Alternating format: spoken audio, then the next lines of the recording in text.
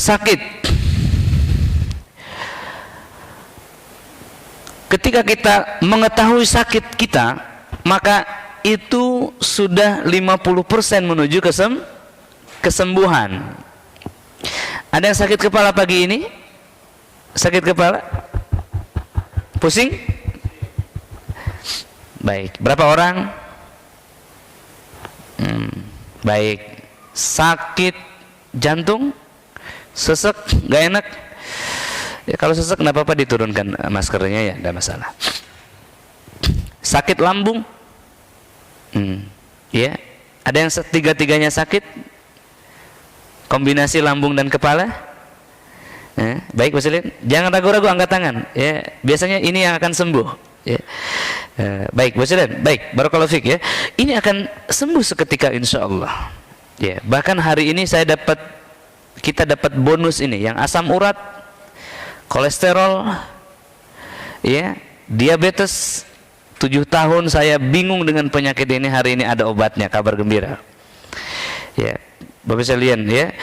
Ada lagi yang sakit, perhatikan dulu, sakit di mata, kepala, telinga, tengkuk, belikat, pinggang, dan lambung serta jantung. Ada berapa orang? Nah, ini angkat tangan yang tadi, yang itu aja nampaknya. Ini adalah yang terakhir, ini ciri gangguan setan. Ciri gangguan setan yang khusus. Gangguan setan ada 2 ya. Ada gangguan sihir, ada gangguan jin. Yang barusan angkat tangan terakhir itu gangguan jin. Apa bedanya sihir dan jin? Kalau sihir itu tadi kata-kata setan. Kalau gangguan jin, jinnya tinggal di dalam tubuh seseorang tersebut menjadi satu. Itu yang menjadi khodam. Baik, kalau saya diponis gangguan jin, bagaimana Ustaz menyikapinya? Ikuti training ini sampai selesai. Kita akan paham dan insya Allah kita punya senjata untuk menyentil telinga jin-jin itu, insya Allah ya. Bapak sekalian, sakit ya. Di sini akan dibahas medis dan non medisnya. Kemudian jin, sihir dan ain. Ya, jin, sihir dan ain. Jadi sakit itu ada 2 jenis Bapak sekalian, sakit fisik, sakit non fisik atau psikis ya. Sakit ruh, sakit jasad. Nah, yang sakit jasad kita tunda dulu. Yang sakit ruh itu dibagi 2. Disebabkan jiwa manusia, perasaannya, atau disebabkan oleh setan. Gitu ya. Nah, kalau setan ini dibagi 2 lagi. Disebabkan gangguan jin, disebabkan oleh sihir, ada 1 lagi, ain. Begitu. Nanti jin ada 3 lagi. Jin khodam, jin sihir, jin keturunan. Yang kita bahas hari ini adalah jin khodam itu. Begitu ya Pak Senan? Khodam itu apa? Jin yang diundang. Digunakan untuk apa? Untuk penglaris. Digunakan untuk satpam di rumah. Digunakan untuk main bola tadi. Digunakan untuk volleyball tadi. Bahkan di Bandung ada tukang rujak yang pakai khodam, Pak. Saya bilang, berapa penghasilan Bapak tukang rujak ini? Sampai menggadaikan akidahnya menggunakan penglaris. Rugi nggak kira-kira? Rugi. Mending ke Gunung Kidul aja. Gunung Kelut saja. Bertapa di sini dapat harta langsung. Karena hukumnya sama. Ya, meminta kepada bangsa jin. Sudah minta harta saja, nggak usah jualan rujak. Kalau pakai penglaris. Nah, ini kan tidak diketahui masyarakat. Ya, lanjutin Mas Lin.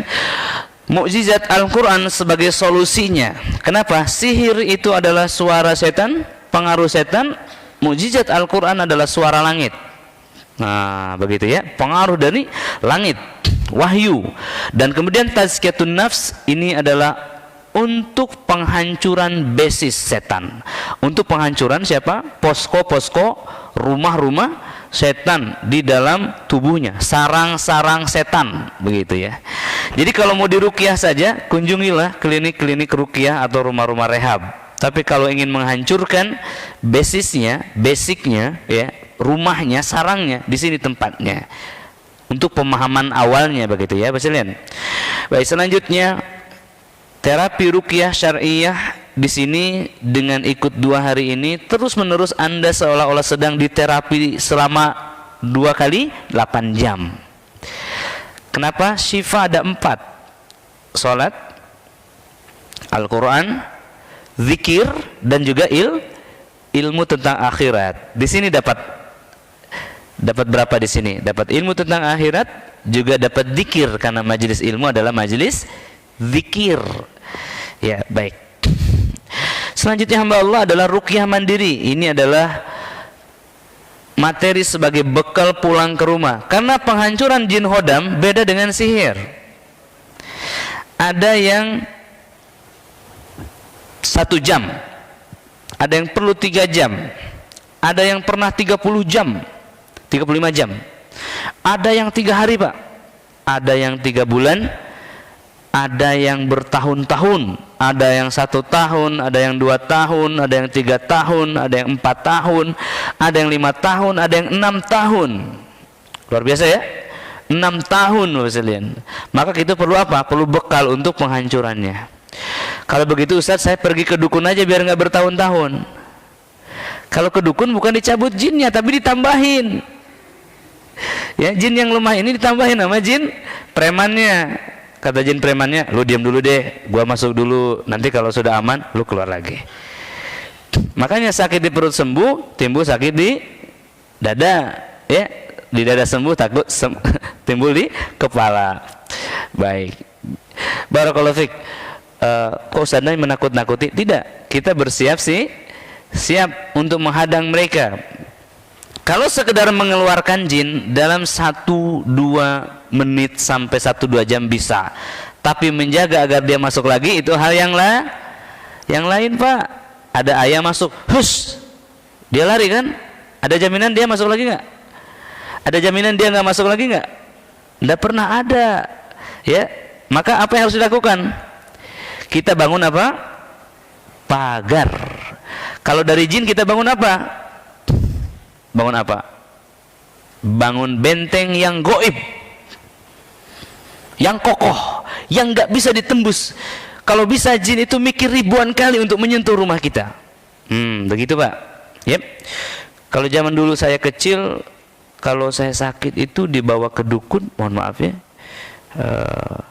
Lalu pulang itu dibekelin apa? Pohon. Ditanam di tempat sudut. Pohon apa namanya? Laja. Atau mungkin sejenisnya. Katanya itu pagar. Keliru. Pagar satu itu bisa menghalang jin? Tidak. Tidak bisa. Ada lagi pagar yang lain.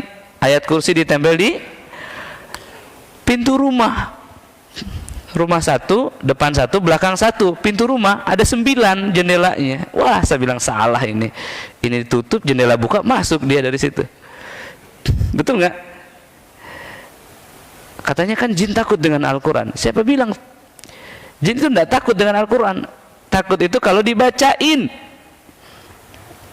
Kalau orangnya baca Al-Quran, bukan Al-Qurannya digantung. Kalau tidak percaya silahkan gantungkan Al-Quran di situ, yang rame. Ya, jin tetap masuk Bapak sekalian. Ya, barakallahu fiik. Ya, kita lakukan Bapak sekalian. Jadi ada 6 poin. Poin yang terakhir hijrah. Inilah yang disebut panitia lika-liku dalam dealing dengan bangsa jin ini yang akhirnya akan melahirkan kesuksesan, kebahagiaan. Baik.